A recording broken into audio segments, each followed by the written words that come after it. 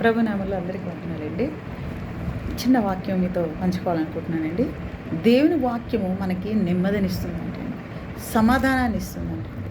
మనం ఎప్పుడైతే దేవుని వాక్యంలో ఉంటామో మనకి దేవుడు ఏం చేస్తాడంటే శోధనలో పడినవిడండి. మనల్ని శోధనలో పడేయకోకుండా శోధనలో పడేటువంటి మనల్ని తప్పిస్తాడండి. మనము చాలామంది ఏమని చెప్తా ఉంటారు తెలుసా, దేవుడు నాకు ఈ కష్టం పెట్టేశాడండి, దేవుడు నాకు ఈ ఇబ్బందులు పెట్టేశాడండి, నా ఇరుకులు పెట్టేశాడండి అనేసి దేవుని మీద ప్రతి విషయాన్ని వేసేస్తూ నిందలు వేసేస్తూ ఉంటారండి. ఆది కాండంలో మనము ఆదాం గారిని చూసుకున్నట్లయితే ఆదాం గారు కూడా ఏం చేశాడండి, అబద్ధమాడాడు కదా. నువ్వు ఈ భార్య ఇచ్చావు, ఈ అవ్వనే నాకు ఈ పని చేయించింది అన్నట్టు.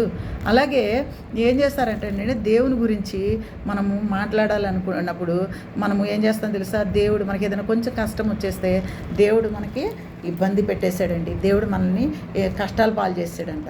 ఎప్పుడు నిజంగా చెప్పనండి, సమస్య ఎప్పుడు దేవుడు ఇవ్వడండి. నువ్వు పడిపోతున్నప్పుడు నువ్వు ఎలాంటి పరిస్థితిలో ఉన్నా కూడా దేవుడు నీతిమంతుడు 7 సార్లు పడిపోయినా నేను లేపుతానని చెప్తున్నాడండి. అలాంటి లేపగలిగే శక్తి ఉన్న దేవుడు నేను లేపుతానని చెప్పిన దేవుడు నిన్ను శోధనలోకి ఎందుకు పంపిస్తాడండి? నువ్వేమైనా యేసుప్రభు శోధనలు ఎవరికి రేవండి? యేసుప్రభు శోధన రాలేదండి. బాప్తీసం తీసుకొని వచ్చినప్పుడు ఆకలితో ఉన్నాడు, ఆకలితో ఉండే వాళ్ళకి కోపం ఎక్కువ వస్తుంది, వాళ్ళు ఏం చేస్తున్నారో వాళ్ళకే తెలియదు.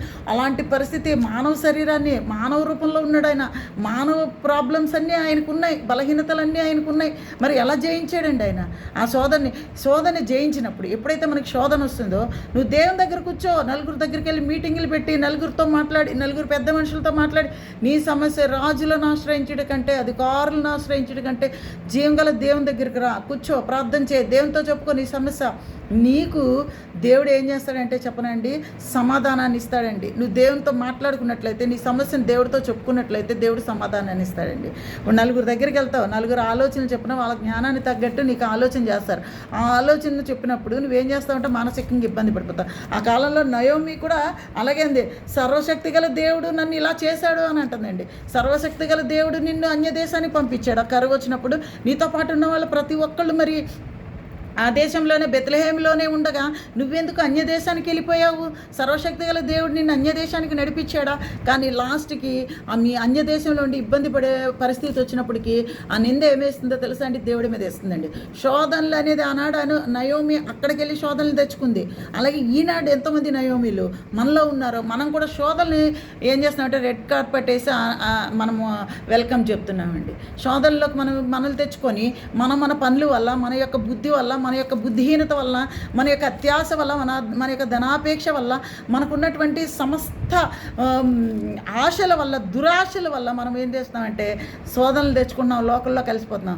సమస్య వచ్చినప్పుడు ఏమంటున్నామో తెలుసా అండి, దేవుడు నాకు కష్టాన్ని ఇచ్చాడు, నేను అందుకే దేవుడు నాకు ఇబ్బంది పెట్టేశాడు, అందుకే దేవుళ్ళని తొలగిపోయాను. ప్రతిదీ దేవుడి మీద తోసేస్తున్నారండి.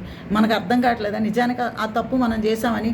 మన ఆశల వల్ల, మన శరీర ఆశల వల్ల, మన రేత్రాశల వల్ల, మనకున్నటువంటి దురాశల వల్ల మేము ఇట్లా పాపంలో కూరిపోతున్నామని నిజానికి మనకు తెలియదండి.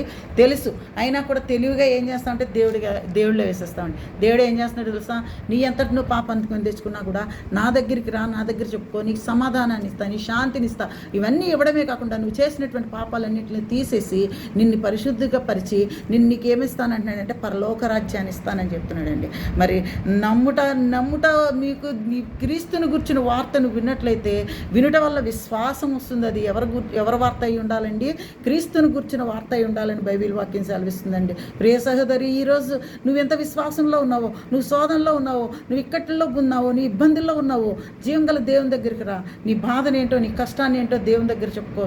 దేవుడు నీకు సమాధానం ఇస్తాడు, శాంతిని ఇస్తాడు. మళ్ళీ ఎప్పుడైతే దేవుడు శాంతి సమాధానాన్ని ఇస్తాడో మళ్ళీ పాపాన్ని ఎత్తుక్కుంటూ వెళ్ళి మళ్ళీ కొత్త పాపాలు చేసుకుంటూ మళ్ళీ కొత్త సమస్యలు తెచ్చుకోకూడదని ఈ ప్రభు పేరట మీకు నన్ను నేను హెచ్చరించుకుంటూ మిమ్మల్ని హెచ్చరిస్తూ సెలవు తీసుకుంటానండి. వందనాలు.